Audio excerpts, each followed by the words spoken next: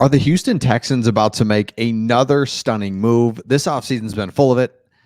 Danielle Hunter. I mean, Danielle Hunter, Stephon Diggs. There's been so many moves that it seemingly feels all in just because of the quarterback play and what they have there. So there's another big move that's being reported, being rumored would be the best way to say it. Before we get to that, though, we're Detroit Lions fans, live up here in Michigan, but we can have this channel and covering teams that we just like, right? Texans are one of those. And I have a question for all of you that are in Houston or in Texas. I don't know where you're a fan of, but specifically in Houston, what's drop it in the comments. We had a lot of fun doing this the other day. Drop it in the comments, your favorite place to eat around the Houston area. Almost if I was going to come visit, like where's a place I should go in Houston?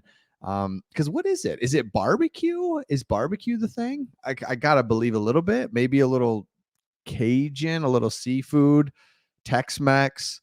Um, Educate me a little bit in the comments on that one and drop your favorite restaurant in there. Shout out to them a little bit.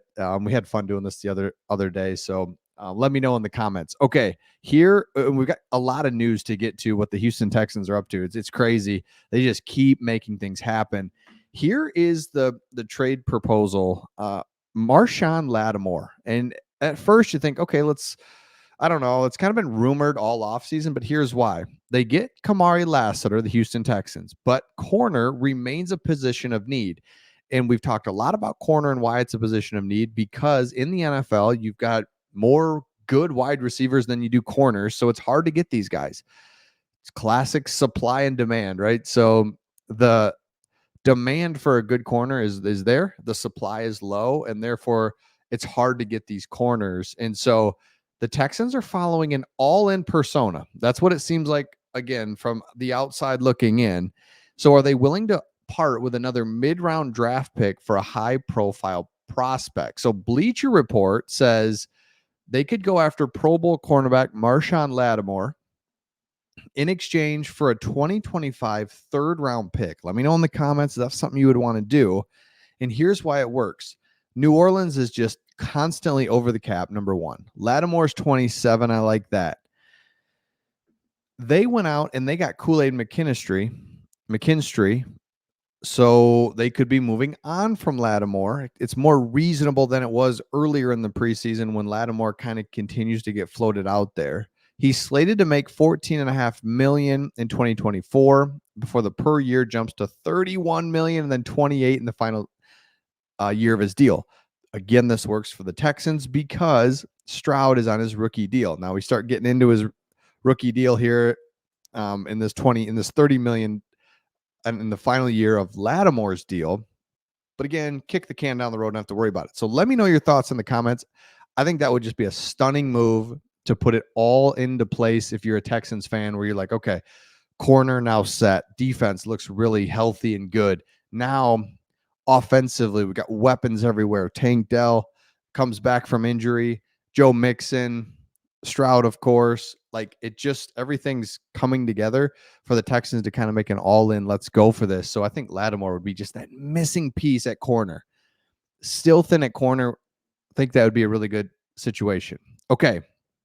In other news, just another thing, PFF came out and just was like, look, they did all these. There was a really good article. We'll just kind of jump right to the meat of it. And SB Nation Battle Red blog kind of put it all together, and I appreciate that. It says the Texans made one of the quickest pivots from a rebuilding team into one that can contend. Stroud's outstanding play in his rookie season is the driving force. And here's why everyone's just like, okay, let's go. Tank Dell coming back. Nico Collins, who's just like, he was at Michigan, watched him, thought this dude's going to be really good, goes to the Texans, doesn't have a quarterback, doesn't have a coach. It's like, boom, CJ Stroud gets there and it's like, yep, that's the Nico Collins we thought. Stephon Diggs, let's go. Laramie Tunsil's there protecting it. Joe Mixon coming in. There's weapons. Offensive line is good. Defense, good. So now it's crazy because PFF basically went on to say like he is elite. Okay, and they take all their stats and we could go talk about it forever with PFF and how they compile everything. But what I wanted to just point out in that article was they looked at rookies let me pull it up again. Rookies that had the top 3 rookies. So you got Russell Wilson in 2012, a 91 PFF grade, and I absolutely. Dak Prescott, little. I mean, Dak Prescott, I just don't any, and this is my own problem. Any good stat about him, I question, and I just don't know why. I do know why, because it's like, what? How did you're not as good as that stat says, and that's just my own thing. I can't back it up. It's just my own. Like, let me know if you feel the same way. But it's like, come on, Dak, you're not as good as that stat, whatever the stat is. Right in 2019, he led the league in passing yards. It's like, well, no, you didn't. Again, every time I see a stat of Dak Prescott, it just weirds me out. So my point is, CJ Stroud, it's like, yeah, I saw it. I witnessed it with my eyes. I saw his quick release. I saw him reading defenses. I saw him having command of the offense. I trust that with my eyes. So he has higher rookie grades than Matt Stafford. There's some other guys that they highlighted in this that I see if I can find. It was in another article here where talked about he's got better than Joe Burrow, Tua, Josh Allen, Derek Carr. There's just different players. They kind of were cherry picking different players. Point is, dude's really good. Like, duh. Okay. But I just saw that article. Anytime I see something on CJ Stroud, I'm like, you have the quarterback. Everything that you're doing, Texans fans, is because you have a good quarterback. So now you can look at some blockbuster trades. You can take wings. So what if it's a big miss? You have room for error because you've got a great quarterback, and so it's really fun to see that. Last thing was the Texans made a little trade. So this is the classic, like, Rams are going to release this guy. He's a captain on special teams, became really a fan favorite for the Rams.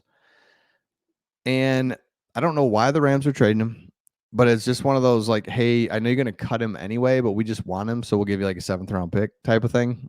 Right here. The Texans and Rams will swap 6th and 7th rounders in 2026. So just thank you for nothing. I mean, just, yeah. In 2026, not even 20. So anyway, 27 years old, been with the Rams for the past 3 seasons. He's only caught 8 passes and a touchdown last year. He's a special teams guy. Bring him in. See if he makes the team. It's kind of cool, kind of not either. So again, let me know your thoughts in the comments. Let me know, drop your favorite place, where I should go if I was to visit Houston, restaurant wise. Let me know the scene. I don't. For a minute, I was thinking barbecue, but then I was like, it's not like the big name barbecue places that you hear about in the country. But at the same time, I'm sure there's spots. So let me know your thoughts, and we'll see all of you on the next one.